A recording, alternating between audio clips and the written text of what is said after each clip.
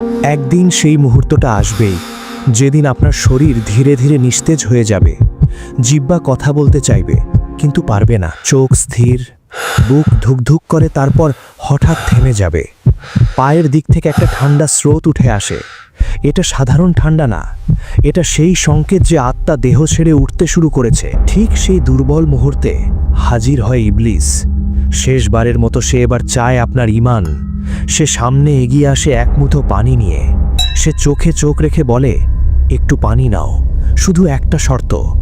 শর্তটা শুনলেই বুক কেঁপে উঠবে, ঈমানটা দাও। ঠিক তখনই সে আপনার সামনে এনে দাঁড় করায় একটা পরিচিত মুখ, মা, বাবা অথবা এমন কেউ যাকে আপনি না বলতে পারবেন না। সেই মুখ কাঁদতে কাঁদতে বলবে, আমার কথা শোনো, এ পথটা ঠিক না, অন্য পথে এসো। এটাই ইবলিসের শেষ চাল।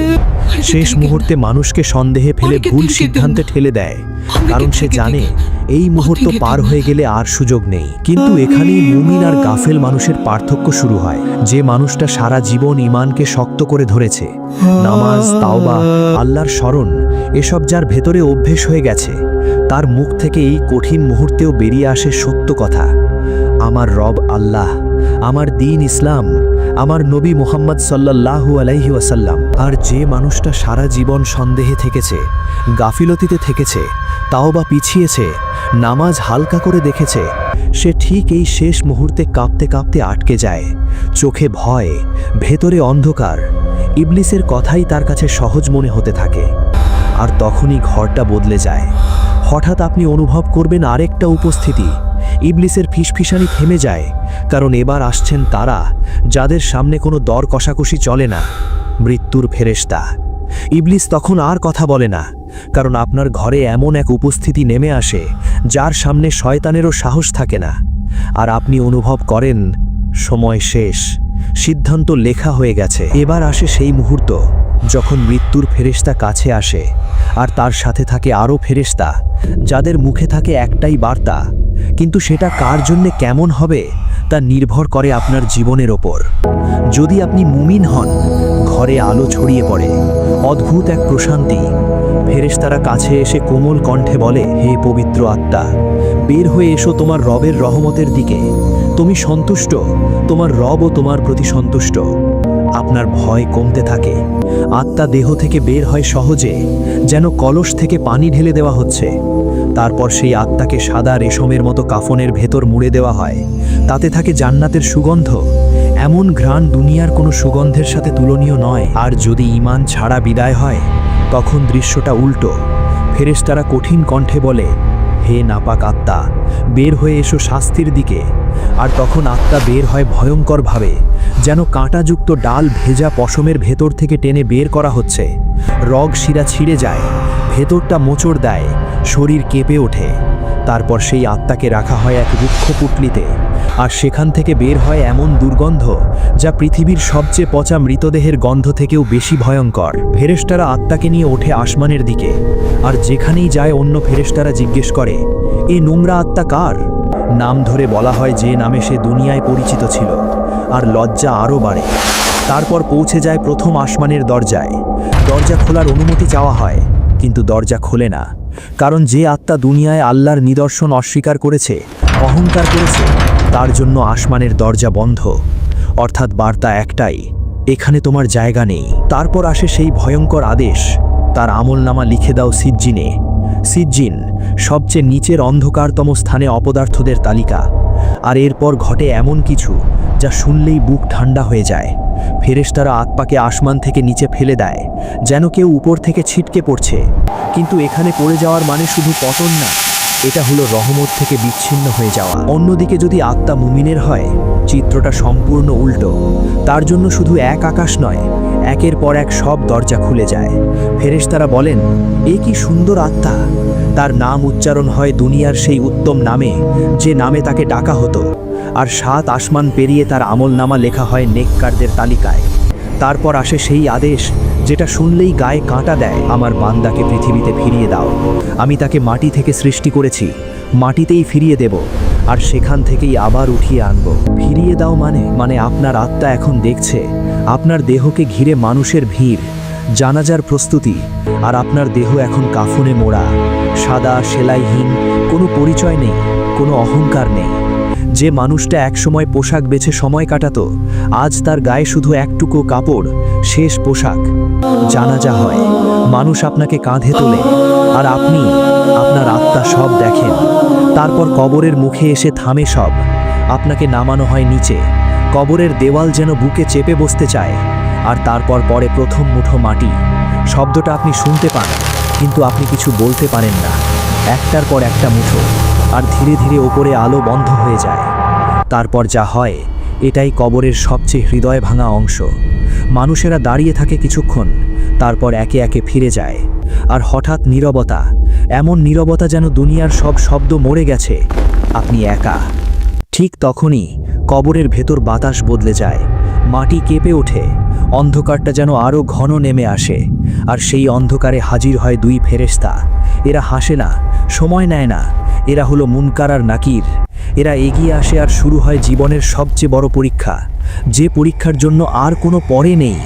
প্রথম প্রশ্নটা যেন কবর কাঁপিয়ে দেয়, মান রব্বুকা, কে তোমার রব? কবর নিঃশব্দ, কিন্তু সেই নিঃশব্দতা যেন চিৎকার করছে। তাদের কণ্ঠ গর্জে ওঠে, মান রব্বুকা, কে তোমার রব? এ প্রশ্ন মুখস্থের না, এটা জীবনের ছাপ। যাকে আপনি সত্যি রব মেনেছিলেন, সেই নামই বের হবে আপনার জবাব থেকে। মুমিন হলে আল্লাহ আপনাকে স্থির রাখেন। আপনি বলবেন, রব্বি আল্লাহ, আমার রব আল্লাহ। তারপর প্রশ্ন, মা দীনুকা, তোমার দিন কি? দীনি আল ইসলাম, আমার দিন ইসলাম। তারপর মান নবিয়ুকা, তোমার নবীকে? আপনি বলবেন, মুহাম্মদ সাল্লাল্লাহু আলাইহি ওয়াসাল্লাম। আর ঠিক ওই মুহূর্তে কবর আর আগের মতো থাকে না। দেওয়ালগুলো সরে যায়, কবর প্রশস্ত হতে থাকে, একটা জানালা খুলে যায়, সেখান থেকে আসে জান্নাতের সুগন্ধ, শান্তির বাতাস। আর ঠিক তখনই কবরের ভেতর প্রবেশ করে এক সুন্দর সত্তা, সাদা পোশাক, উজ্জ্বল মুখ, অপূর্ব ঘ্রাণ। আপনি কাঁপা গলায় জিজ্ঞেস করবেন, আপনি কে? সে হাসবে, বলবে, আমি তোমার নেক আমল, তোমার নামাজ, তোমার রোজা, তোমার আল্লাহর জন্য ফেলা কান্না। আমি কিয়ামত পর্যন্ত তোমার সাথে থাকব। এখন আপনি একা নন, কবর বদলে যায় বারজাখের এক বাগানে। আর যে উত্তর দিতে পারে না, দৃশ্যটা ভয়ঙ্কর। সে শুরু করবে, হায় হায়, আমি জানি না, আমি জানি না। মুনকার নাকির বলবে, আমরা জানতাম তুমি এটাই বলবে। আর তখনই কবর তার উপর চেপে বসে, এমন চাপ যেন হাড় একটার ভেতর আর একটা ঢুকে যায়।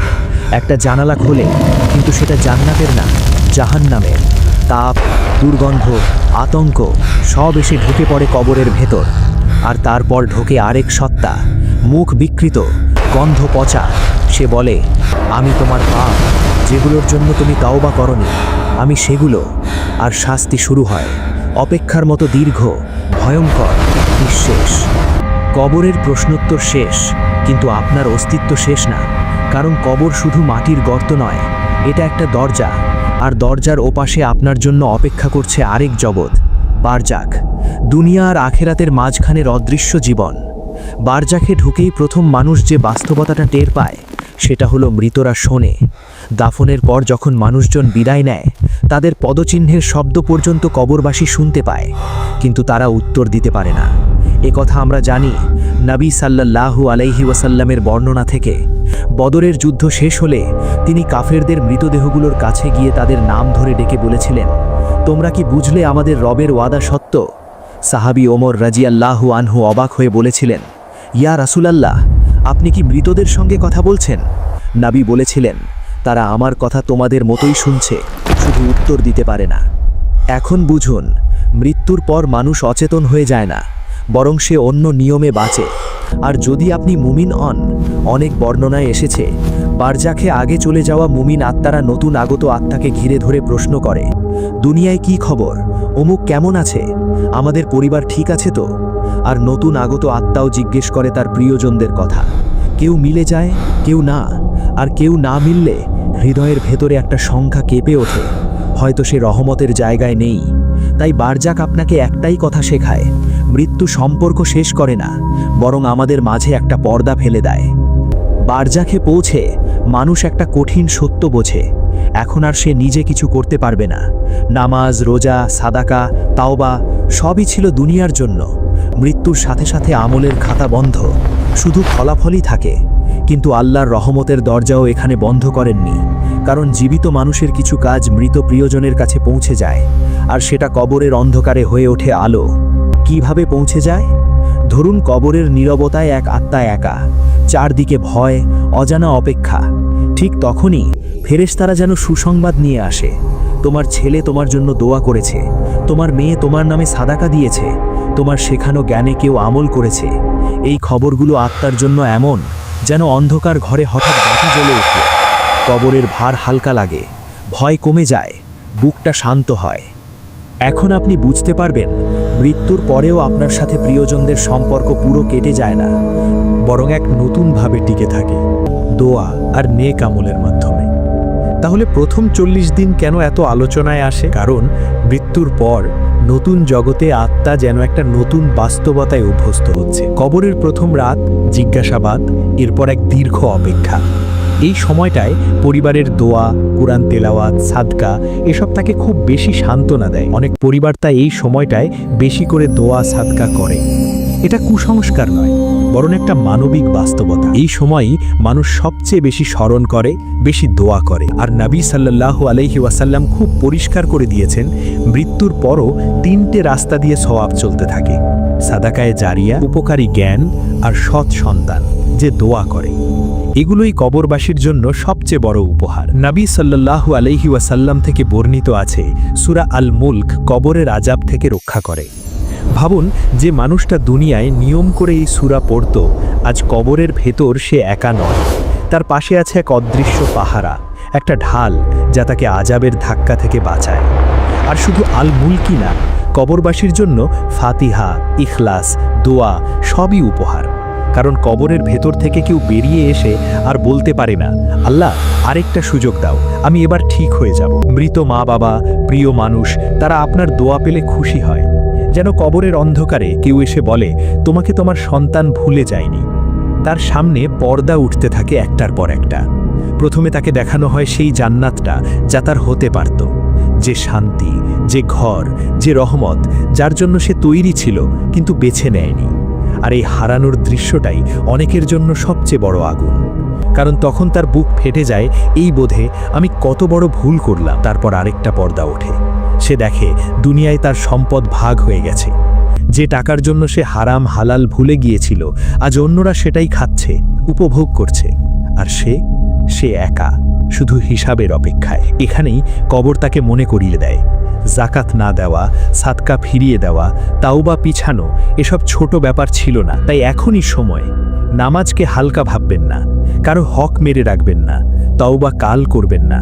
কারো সাথে কথা বাকি থাকলে আজই মিটিয়ে ফেলুন। কারো হৃদয় ভেঙে থাকলে আজই জোড়া লাগিয়ে দিন। কারণ একদিন আপনারও কবরের ভেতর এমন একটা মুহূর্ত আসবে, যখন আপনি চাইবেন শুধু 2টি রাকাত নামাজ, কিন্তু পারবেন না। দোয়া করি, হে আল্লাহ, আমাদের শেষ কথা হোক লা ইলাহা ইল্লাল্লাহ। আমাদের কবরকে করুন জান্নাতের বাগান, আমাদের তাওবাকে কবুল করুন, আর ঈমানের উপর মৃত্যু দিন। আমিন। ভিডিওটি ভালো লাগলে একটি লাইক দিয়ে আপনার মূল্যবান মতামত কমেন্টে জানান। ইসলামের এই বার্তা অন্যদের কাছে পৌঁছে দিতে শেয়ার করুন।